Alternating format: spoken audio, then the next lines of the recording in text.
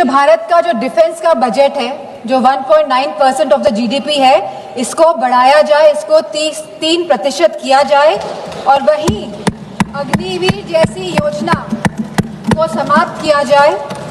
और जो latest technology से जो आज लड़ाई हो रही है, जो वॉरफेयर चल रहा है, तो भारतीय जनता पार्टी की सरकार है, तो वो जागरूक बने इसके प्रति। धन्यवाद।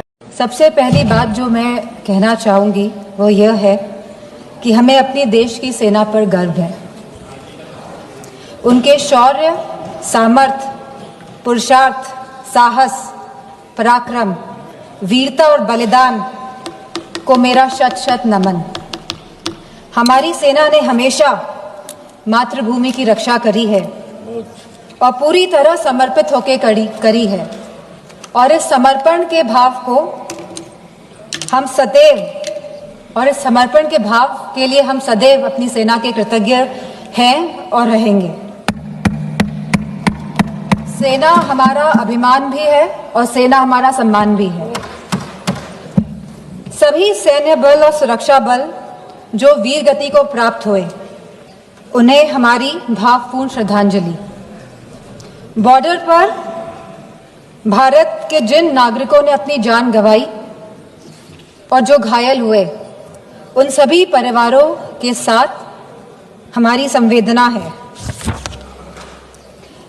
पहलगाम की जो आतंकवादी हमला जो 22 अप्रैल को हुआ,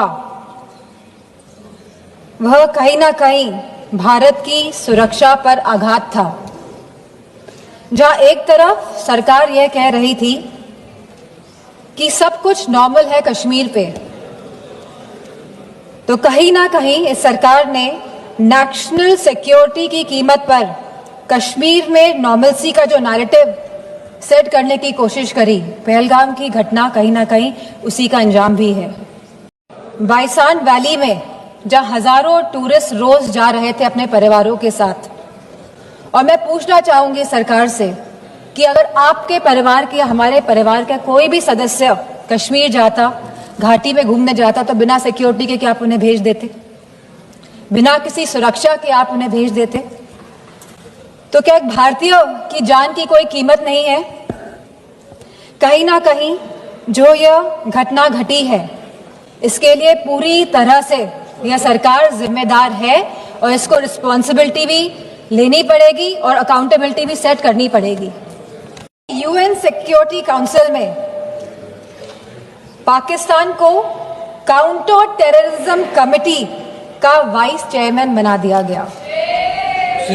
यह दर्शाता है कि भारत की फॉरेन पॉलिसी पूरी तरह विफल हुई है। और यही नहीं, पहली बार चीफ ऑफ आर्मी पाकिस्तान का अमेरिका के राष्ट्रपति के साथ लंच करने का न्योता मिला और लंच किया।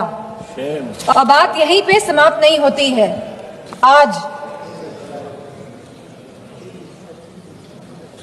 जनरल माइकल कुरेला को प्रेसिडेंट ऑफ पाकिस्तान ने प्रेस्टिजियस निशान-ए-इम्तियाज अवार्ड भी दिया है।